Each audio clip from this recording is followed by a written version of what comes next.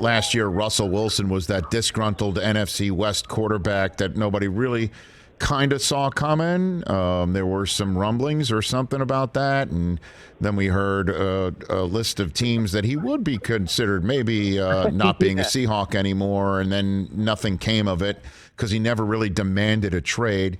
Now we've got Kyler Murray, whose agent sent out a treatise on an excellent piece of stationery yesterday, and after having thought about it, Albert, my only thought is, why do this unless you're priming the pump or trying to speak to the jury in advance of demanding out if you don't get what you want? Is that a possibility that Kyler Murray will eventually say, the contract that's on the table, if I don't get what I want long term, I'm going to demand a trade. I'm done with the Cardinals. Good luck. Here's what I think is unique about it is that coach and quarterback are so aligned. And I'm sure you've had people tell you this. They have the same agent. I think, the primary reason why the Cardinals were willing to move off of Josh Rosen in 2019 and go with Kyler Murray was because Cliff had such deep belief in Kyler, right? And really thought, this is the guy we need to build around.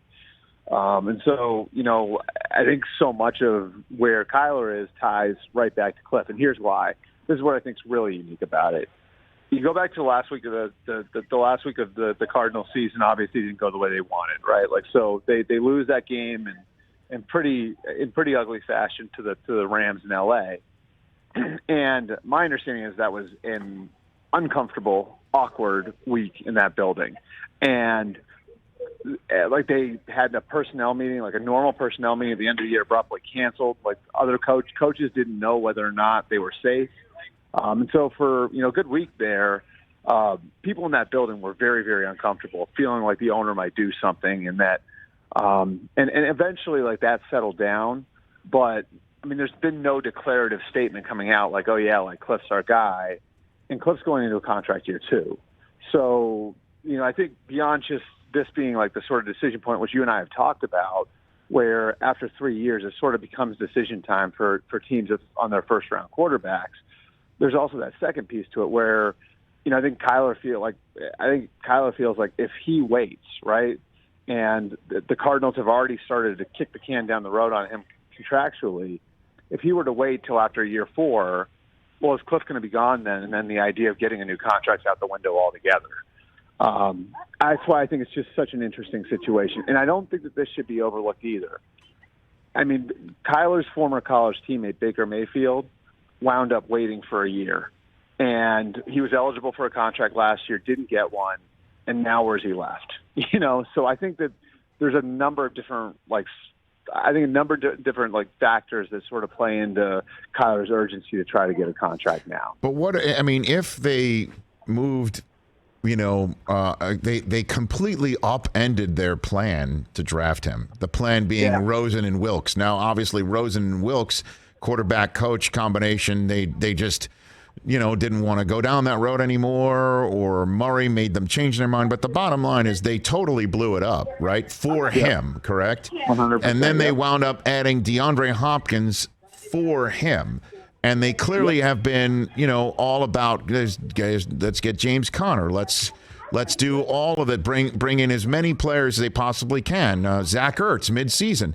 Just keep on improving. And the coach is close to him, and so put it all together. Is where does the bad blood come from? Where does the Instagram account being scrubbed come from? Where does the feeling the need to put out a statement that leads folks like myself to wonder, okay, the only reason to do this is to say, when I'm out of here, don't blame us. I've already let you know through my agent that I desperately want to win a Super Bowl, and I absolutely want to be your long-term quarterback. Where's the disconnect here? Three magic words that can guide you everywhere you need to go in the NFL, Rich, and you know what those words are. Follow the money.